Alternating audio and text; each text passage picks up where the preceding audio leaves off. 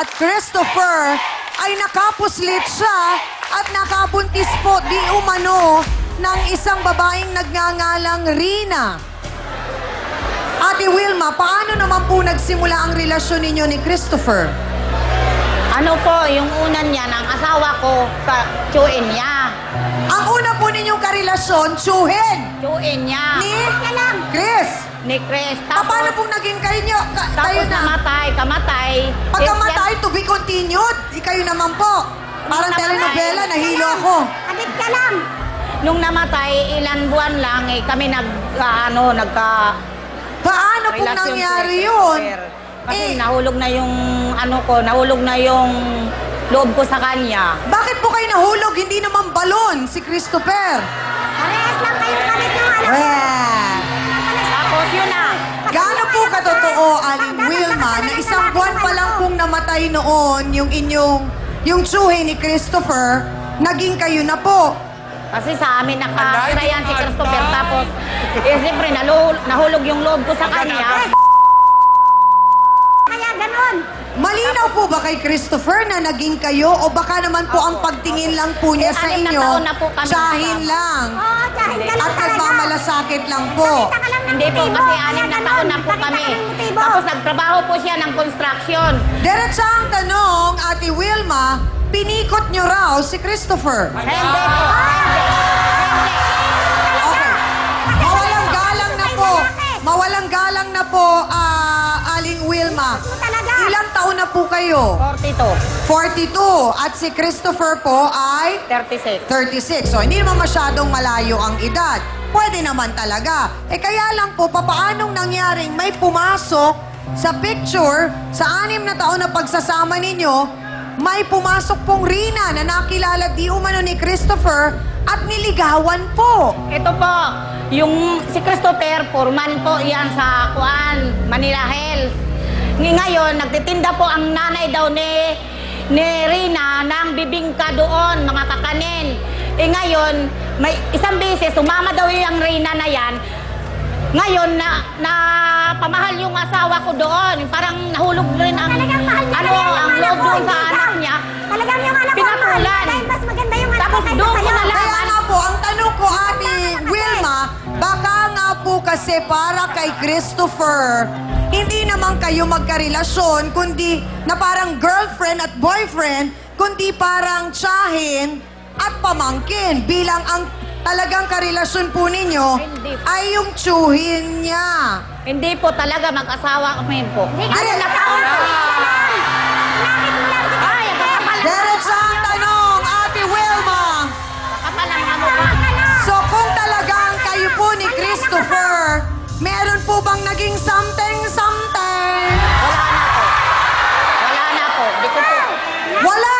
Wala po. Wala rin pong tochi-tochi! Wala po. Wala rin pong... Nakasawa ko. Kaya dapat yung anak Ay, wala rin pong tinidirit? ikaw. Wala rin tinidirit? Wala po. Kapal ng mukha nitong So sa makatuwid, Nakapalang mo. ka mangyayari pagka po walang makaing bibingka, maghahanap po ng bibingka. May nagugutom po ang tao. Pag nagugutom ang isang tao, kailangan po maghanap ng pagkain. Ay, malalanday. Parang na yan sila pala na. So, okay, liwanagin natin. So, balikan lang po natin. So, talagang, baka po wala kayong relasyon ni Christopher. Baka akala nyo lang po. Asawa, kami talaga. Kami talaga. Kami talaga. Diretso ang tanong. Okay, liwanagin natin. Ano po ang tawag nyo kay Christopher? Pa. Pa? Naka! Ano naman po ang tawag niya sa inyo? O kaya ikaw mo po. Ako dyan. Okay, sandali lang. Ano naman po ang tawag niya sa inyo? Be. Be!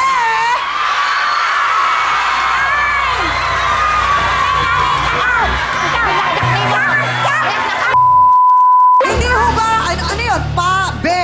Baka pa, bet. Kapakol na yung anak mo sa may asawa. Sana pumili naman ako ng walang asawa. Talaga kayo. Sinugot nyo daw po sila. Paano nyo nalaman na may babae si Christopher? Sinundan ko po. Kasi sabi niya, Ma'am, sabi niya may pasok ako. Sinundan ko, doon pala pumunta sa bahay ng Ah!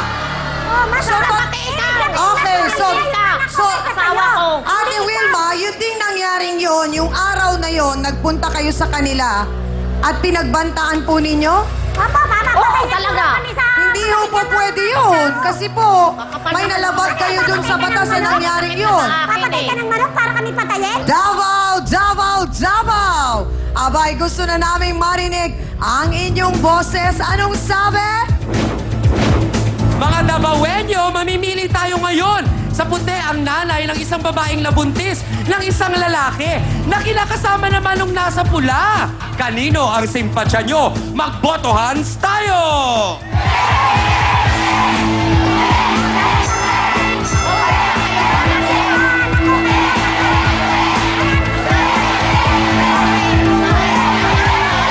Abatsyang! Mukhang ang mga Davaoenyo ang simpatsya ay hindi lamang para sa isang babaeng nabuntis. Mukhang ang mas inaalala nitong mga to ay yung batang baka lumaking walang ama. Kaya siguro ang simpatsya nila talaga ngayon ay na kay Ate Mirna. Yon ang ating botohans. Maraming salamat sa ating mga sausawera at sausawera dito sa Davao. Alam po ninyo mga kapatid, ang sabi niya, wala raw siyang pakialam kung may nauna ng kinakasama itong si Christopher. At umaasa pa rin siya na pakakasalan siya ng lalaking ama ng kanyang anak. Narito po, si Rina Orobia. Pasok!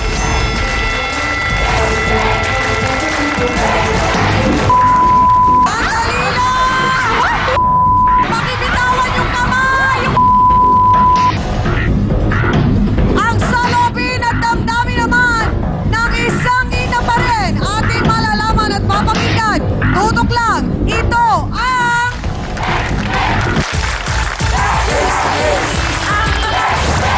Kung talagang nagmamahalan po si Christopher at si Rina, hindi niyo po ba kayang palayain si Christopher? Hindi po, hindi. Hindi. Hindi. Magkamatayan na lang, hindi. Okay, sandali lang. Marami ang nakisimpatsya, nagalit at lumuha dahil sa malupit na eksena ng ama sa kanyang mga anak. Ako po'y naiiyak at naaawa para po sa mga anak ninyo. Ano pong naging kasalanan ng bata nung araw na yon? Sige po. Sa huli, nangibabaw pa rin ang pagpapatawad at pagmamahal ng mga anak sa ama. Anak ko, tawarin niyo ko. Ang unang gawa sa inyo, lalo sa bunso. Sana ako patawad niyo ako.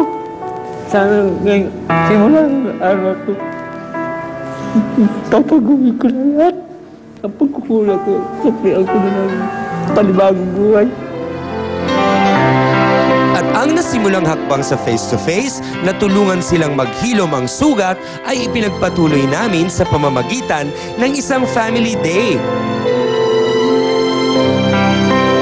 Salamat po ako sa face-to-face.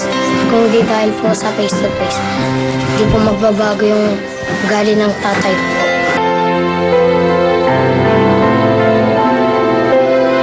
Dito po ako nagpapasalamat sa Amana Resort na dito ko nakita yung paano magbandingan. Ako po nagpapasalamat sa face-to-face.